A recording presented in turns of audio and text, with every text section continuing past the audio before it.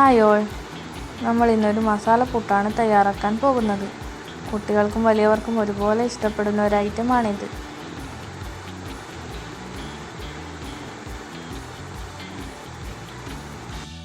ഇനി നമുക്ക് വീഡിയോയിലേക്ക് പോകാം.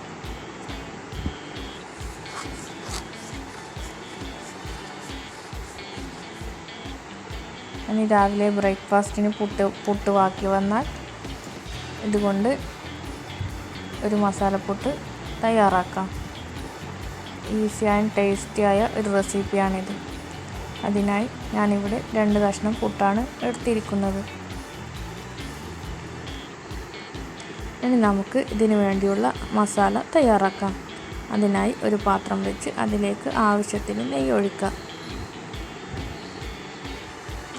ഞാൻ ഇതിലേക്ക് ഒരു ഉള്ളിയാണ് പൊടിയായി അരിഞ്ഞു വെച്ചിരിക്കുന്നത്. അത് എണ്ണയിലേക്ക് ഇട്ട് കൊടുക്കുക. ഇനി നല്ലോണം വഴറ്റിയെടുക്കുക.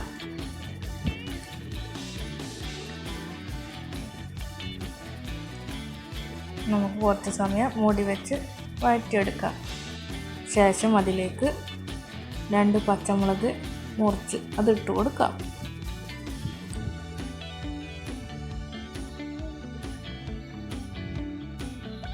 ഇനി അതിലേക്ക് വേണ്ടത് കുറച്ച് ഇഞ്ചി വെളുത്തുള്ളി പേസ്റ്റാണ്. ഇനി അത് അതിലേക്ക് ഇട്ട് കൊടുക്കുക. ഇനി ഇവയെല്ലാം നന്നായി മിക്സ് ചെയ്തെടുക്കുക.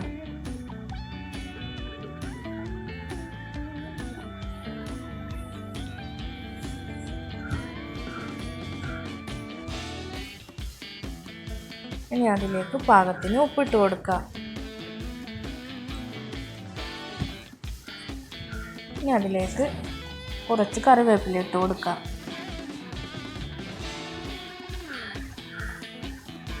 ഇനി എല്ലാം നന്നായി മിക്സ് ചെയ്തെടുക്കുക.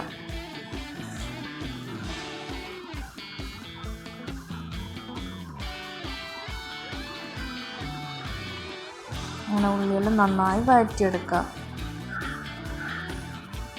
ഇനി ഒരു തക്കാളിയാണ് പൊടിയായി അരിഞ്ഞു വെച്ചിരിക്കുന്നത്. അത് ഈ മസാലയിലേക്ക് ഇട്ട് കൊടുക്കുക.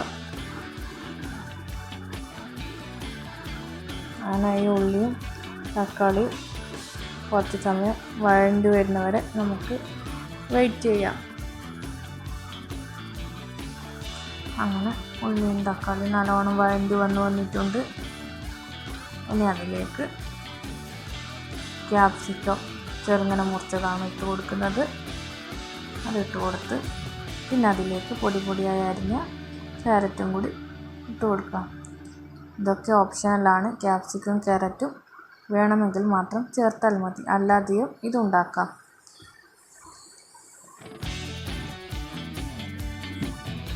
ഇനി അത് റെഡിയായി വരുമ്പോഴേക്കും നമുക്ക് പുട്ട് പൊടിച്ചെടുക്കാം. അങ്ങനെ പുട്ട് പൊടിച്ച് വെച്ചിട്ടുണ്ട്. അപ്പോഴേക്കും നമ്മുടെ മസാല റെഡിയായി വന്നിട്ടുണ്ട്. ഇനി നമുക്കതിലേക്ക് കുറച്ച് പൊടികൾ ചേർത്ത് കൊടുക്കാം. അതിനായി ആദ്യം കുറച്ച് മഞ്ഞൾപ്പൊടി ഇട്ട് കൊടുക്കാം. പിന്നെ അതിലേക്ക് 1 സ്പൂൺ മുളക് പൊടി ഇട്ട് കൊടുക്കാം.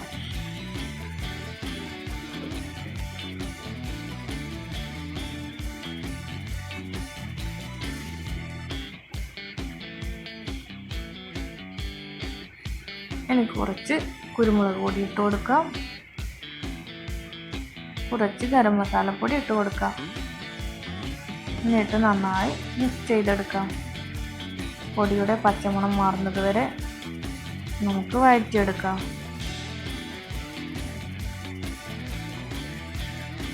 ഈ വീഡിയോ കണ്ടുകൊണ്ടിരിക്കുമ്പോൾ നിങ്ങൾക്ക് ഇഷ്ടമാകുന്നുണ്ടെങ്കിൽ വീഡിയോ ലൈക്ക് ചെയ്യാനും ചാനൽ സബ്സ്ക്രൈബ് ചെയ്യാനും മറക്കല്ലേ. അങ്ങനെ അപ്പോഴേക്കും മസാല റെഡിയായി വന്നിട്ടുണ്ട്. പച്ചമണമെല്ലാം മാറി വഴണ്ടി വന്നിട്ടുണ്ട്. ഇനി നമുക്ക് വേണ്ടത് 2 മുട്ട ചിക്കി പൊരിച്ചെടുക്കണം. ഇതിനായി മസാല ഒരു സൈഡിലേക്ക് മാറ്റി ആ പാത്രത്തിൽ തന്നെയാണ് മുട്ട ചിക്കി പൊരിച്ചെടുക്കുന്നത്. ഇനി അതിലേക്ക് 2 കോഴിമുട്ട പൊട്ടിച്ചൊഴിക്കുക.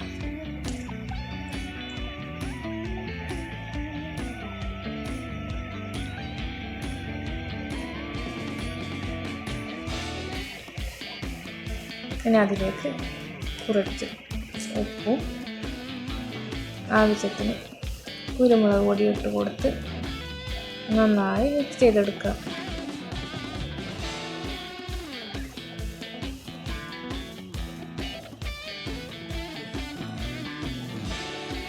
നല്ലോണം കുക്കാകുന്നവരെ അത് മിക്സ് ചെയ്തെടുക്കുക.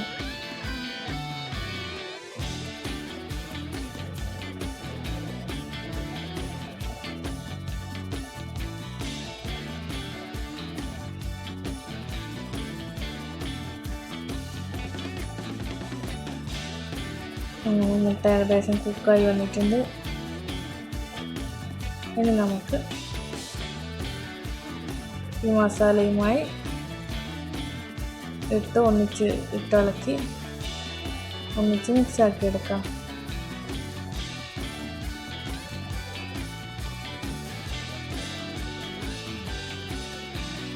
അങ്ങനെ മസാലക്കൂട്ടിൻ്റെ മസാല ഇവിടെ റെഡിയായി. ഇനി നമുക്ക് ഇതിലെ മെയിൻ താരമായ പുട്ട് പൊടിച്ചത് അതിലേക്ക് ഇട്ട് കൊടുക്കാം.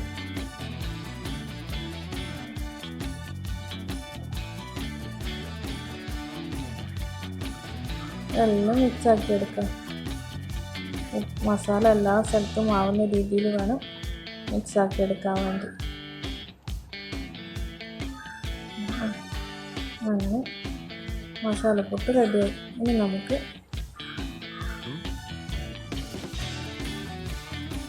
ഒരു മിനിറ്റോളം ഒന്ന് ദം കയറ്റിയെടുക്കാം.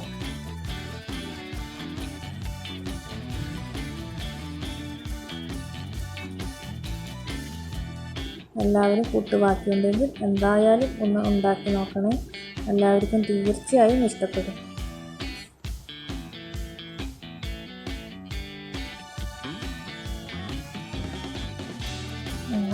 പുട്ട് കുറച്ച് ദം കയറ്റി എടുത്തിട്ടുണ്ട്. ഇനി നമുക്കതിലേക്ക് കുറച്ച് മല്ലിയില ഇട്ട് കൊടുക്കാം.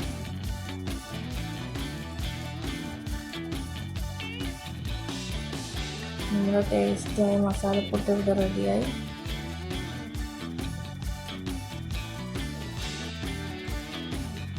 ഇനി നമുക്ക് ഒരു പാത്രത്തിലേക്ക് മാറ്റാം.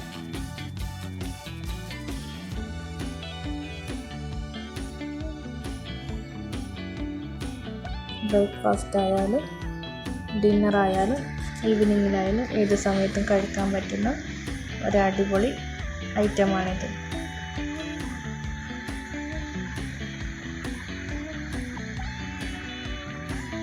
അങ്ങനെ നമ്മുടെ ടേസ്റ്റിയായ മസാലപ്പൊട്ട് ഇവിടെ റെഡിയായി.